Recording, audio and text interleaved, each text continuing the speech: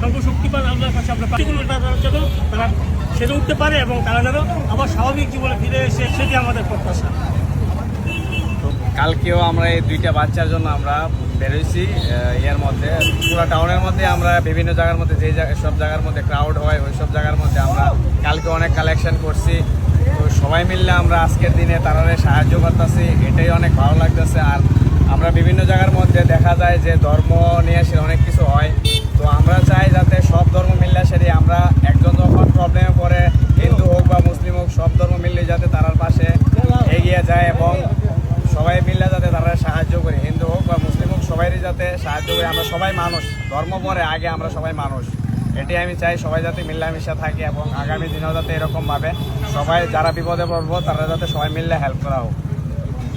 সবাইকে প্রথমত জুম্মা মুবারক। আমরা আজকে জুম্মার এই দিনে আমরা সবাই এখানে আসলাম, আর মসজিদের প্রত্যেকটা মানুষ এই মনুশ্রী এবং রুদ্রিকের জন্য সাহায্য করছে। আমি সবাই মন থেকে ধন্যবাদ জানাইতে চাই। আর ত্রিপুরা রাজ্যের প্রত্যেকটা মানুষকে আমি আবারও কই যে যেখানে থাকো সবাই একটু না একটু সাহায্য করো, আর যারা সাহায্য করতেছে না তারারও বুঝাও যে না মানুষের জন্য এখানে ধর্ম কেডা কি এইসব প্রশ্ন না, এখানে সব থেকে বড় প্রশ্ন হয়েছে যে আমরা সবাই মানুষ, তো মানুষ হয়ে মানুষের লেগে আগে যাইতে এটা হচ্ছে মনুষ্যত্ব। তো আমরা আজকে আবারও বিকালে 12 আমি শুভম ভাই এবং আমাদের গ্রুপ আছে সবাই আমরা 12 এবং যতটুকু পারি এই ছোট্ট দুইটা প্রাণের জন্য আমরা আগে আমো এবং আমি সবাই কইতাছি আগে আওয়ানের লেগে। ধন্যবাদ।